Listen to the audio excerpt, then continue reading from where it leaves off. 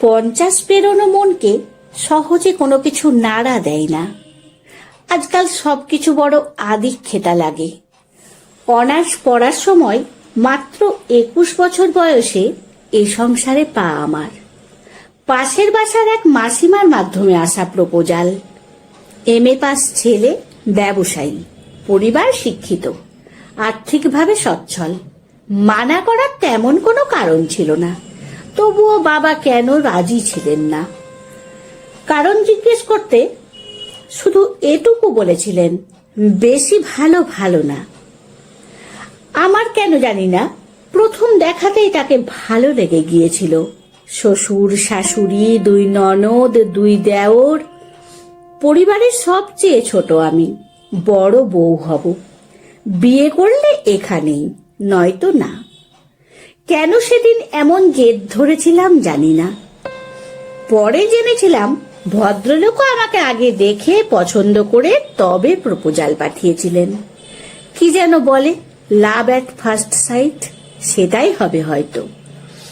পরিবারের সবচেয়ে ছোট সদস্য দুম করে বড় হয়ে গিয়েছিলাম সেদিন।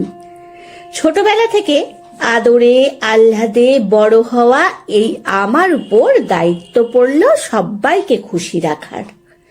বড় পরিবার, পরিবারের বড় ছেলে আমার বর। অনেক নিয়ম কায়দা কানুন মেনে চলতে হতো।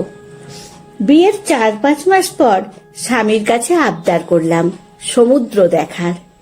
সারা জীবন মা বলে এসেছিলেন, বিয়ে হলে ইচ্ছে মতো ঘুরতে পারবো স্বামীর সাথে। তো উনাকে বলতেই উনি বললেন, এত লোকের মাঝে শুধু দুজন কিভাবে যাব, কেমন দেখায়। কথাটা শাশুড়ি মাকে বলতেই তিনি হইচই করে ওনার বোনদের সহ 33 জনের বিশাল টিম নিয়ে প্ল্যান করে ফেললেন। এত লোক একসাথে গেলে একটু অ্যাডজাস্ট করতেই হবে। হোটেলে রুম শেয়ার করলাম ননদদের সাথে। মজাই হয়েছিল 4 দিনের সমুদ্র দর্শনে। তবে এরপর আর কখনো কোথাও যাওয়ার আবদার করিনি। 21-22 বছরের মেয়ে, কতই বা বড় আমি। আমার স্বামীর ইনকাম ভালো, ছোট দেওর ননদরা পড়ছে। আমার বিয়ের 1 বছরের মাথায় বড় ননদের ঘটা করে বিয়ে হলো। বড় দাদা বৌদি সকল দায়িত্ব পালন করলাম আমরা। আমি পড়ছিলাম তখনও।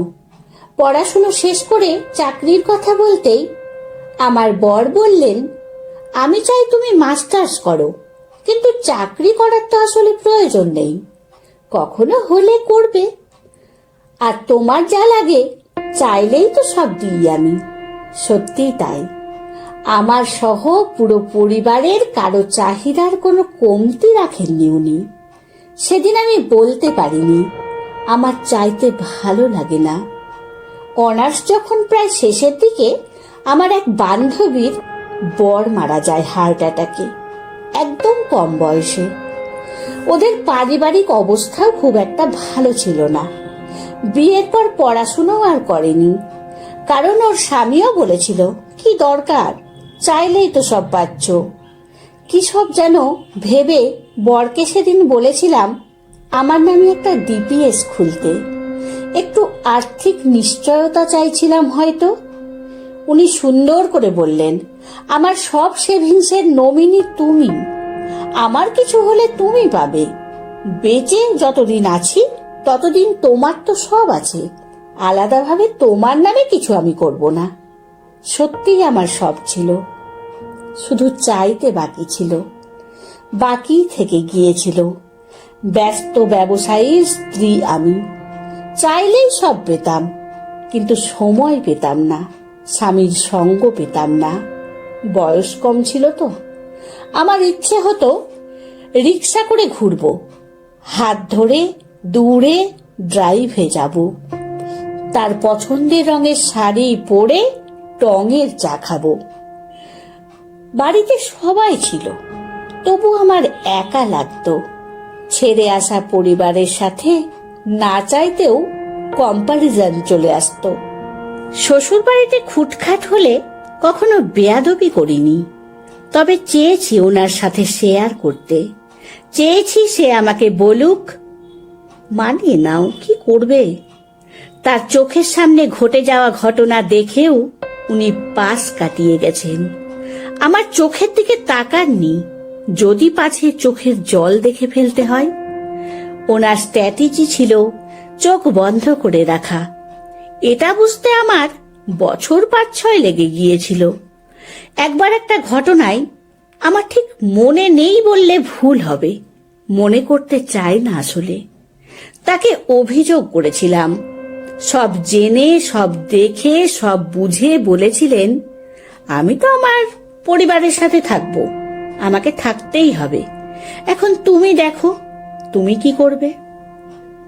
সেদিন বুঝেছিলাম আমি ওই পরিবারের কেউ না। ততদিনে বাবা মাও কেউ ছিলেন না পৃথিবীতে। দুটো বাচ্চা নিয়ে বিয়ের 10-12 বছর পর নতুন করে কোনো নাটক শুরু করতে চাইনি। বলা হয়নি আমার 2 মেয়ে। বন্ধুহীন এই শহরে আমরা 3 বান্ধবী। মেয়েরা হবার পর আমার আর কখনো একা লাগেনি। আর একা লাগার সময়টাই বা কোথায়? মেয়েদের স্কুল, কোচিং, পরিবারের রান্না বান্না, দেখাশোনা। শ্বশুর মারা যাবার বছর 3 পর শাশুড়ি মারা যান। দেওররা বিয়ে করে সংসারী, ননদেরাও ভিনদেশে যার যার সংসারে। বড় সংসারটা ছোট হয়ে যায়। 2 মেয়েকে নিয়ে ব্যস্ততায় সংসার করি। মেয়েরা খাবার টেবিলে বসে বাবাকে বলে, দেওয়ালের রংগুলো বদলাতে চাই। ছোট মেয়ের সাদা রুম চাই, সাদা পর্দা, সাদা ফার্নিচার, সব সাদা। বাবা হাসেন, বলেন, যা ইচ্ছে করো, তোমার বাসা, তোমার পছন্দেই হবে। বড় মেয়ে লিভিং রুমে লো হাইট ফার্নিচার রাখতে চাই, বোহেমিয়ান স্টাইল না কি যেন বলে। মেয়ের বাবা হাসেন, বলেন, মার সাথে ডিসকাস করে যা তোমাদের ভালো লাগে করো। আহা, ডিসকাস কথাটি কি মধুর। বিয়ের 23 বছর হয়ে যাওয়ার পর ইদানিং মাঝে মাঝেই দেখি উনি কিছু করার আগে আমার সাথে ডিসকাস করার কথা বলেন। মেয়েরা বড় হয়েছে, সবকিছুতে বাবারে মায়ের মতামত নেওয়ার ব্যাপারটা তাদের খুব ভালো লাগে। তারাও এমন লাইফ পার্টনার চায় যারা তার বাবার মতো তাদের মতামতের গুরুত্ব দেবে। আমি শুধু হাসি, না, মতামত আমি আজও দিই না। এতটা জীবন মতামত না দিয়ে কাটাতে পেরেছি, আর কতদিনই বা বাকি। মতামত দেওয়ার ইচ্ছে, অনিচ্ছে জানানোর ইচ্ছেটা যে মরে গেছে অনেক দিন আগে। আমার স্বামী অসম্ভব ভালো মানুষ, অত্যন্ত বন্ধু বৎসল, দায়িত্বপরায়ণ, পরার্থপর। কোনো বন্ধু অল্প পরিচিত যে কারো বিপদে উনি কিছু না ভেবেই পাশে দাঁড়ান। নিঃসন্দেহে ভালো সন্তান, ভালো ভাই, ভালো বাবা। পরিবারের সবার প্রয়োজন মেটান। কার কি লাগবে, কার কি লাগবে না, সব খেয়াল করেন। স্ত্রী হিসেবে আমাকে উনি তৈরি করেছেন। হাজার হোক বাড়ির বড় বউ আমি। তিনি ভালো স্বামীও বটে। গায়ে হাত তোলা, আমার বাবা মাকে নিয়ে, পরিবারকে নিয়ে আজে বাজে কথা কখনো না। আমার কোনো চাহিদা অপূর্ণ রাখেননি। চাইলেই সব পেয়ে এসেছি। সারাটা জীবন শুধু চাইতে হবে। নিজে থেকে স্ত্রীর প্রয়োজন বুঝলে বোধহয় পুরুষত্বে কোথাও আঘাত লাগে। কখনো অভিমানে যদি বলেও ফেলেছি, জীবনে 2-1 বার শুনতে হয়েছে আমার টিপিক্যাল চিন্তা ভাবনা। আমার বিয়ের বয়স 32, আমার বয়স 53.5। 50 পার করে আমি নিজেকে বদলে ফেলেছি। চিন্তা করতে গেলে অনেক টিপিক্যাল চিন্তা আসে মনে, তাই আমি আর চিন্তা করি না। এখন আর আমি কোনো কিছুতে আমি আবেগী হই না। আমার স্বামীর বয়স এখন 60-এর কিছু বেশি। এখন উনি প্রকৃত অর্থেই ভালো স্বামী, এমন স্বামী যে কোনো সদ্য বিবাহিত নারীর জন্য আরাধ্য।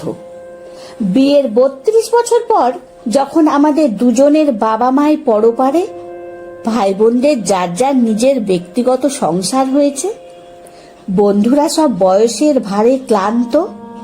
আমাদের মেয়েদের বিয়ে দিয়ে তারা দুজন দুই দেশে। এখন আমি আমার স্বামীর খুব ভালো বন্ধু। আমার প্রেসারের ওষুধ থেকে শুরু করে এমন কোনো জিনিস নেই উনি খোঁজ রাখেন না। উনি আমাকে নিয়ে বিশ্ব ভ্রমণে যেতে চান। বাড়িটাকে আমার পছন্দের নীল রং করতে চান। রান্নাঘর থেকে জোর করে বের করে এনে বসিয়ে তার নতুন প্রজেক্টের প্ল্যান বলেন। আমার মনে পড়ে যায়, আমি তো বিজনেস গ্র্যাজুয়েট। পূর্বাচলের জমিটা বিক্রি করে দিয়ে উনি কিভাবে যেন পুরো টাকাটা আমার নামে ফিক্সড করে রেখেছেন। আমার সাথে বারান্দায় বসে চা খেতে খেতে গল্প করবেন বলে উনি ইংল্যান্ড থেকে শৌখিন লন চেয়ার অর্ডার করে আমাকে সারপ্রাইজ দেন। মেয়েদের ভিডিও কলে দেখান। মেয়েরা ভীষণ খুশি। বাবা মা একে অপরকে ভীষণ ভালোবাসে।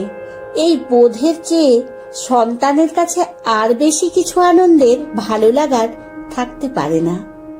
আমি ওনাকে বোঝাতে পারি না আমার আর বেড়াতে ভালো লাগে না। আমি বোঝাতে পারি না নীল রং আর আমায় টানে না। ভীষণ মন খারাপের পর কাউকে না বলতে পারা কথাগুলো জমতে জমতে আমার আর চা খেতে খেতে বলার মতো কিছু বাকি নেই। একটা সময় খুব একা লাগতো, কিন্তু একা থাকতে থাকতে আমি আমার নিজের সঙ্গ ভালোবাসতে শুরু করেছি, নিজেকে ভালোবাসতে শুরু করেছি। 30 পেরোনো একটা লেখায় পড়েছিলাম, 30 পেরোনো মন মনের যত্ন চাই। আজ 50 পেরিয়ে আমার মনে হয় মরে যাওয়া মনের যত্নের এখন আর কোনো প্রয়োজন নেই।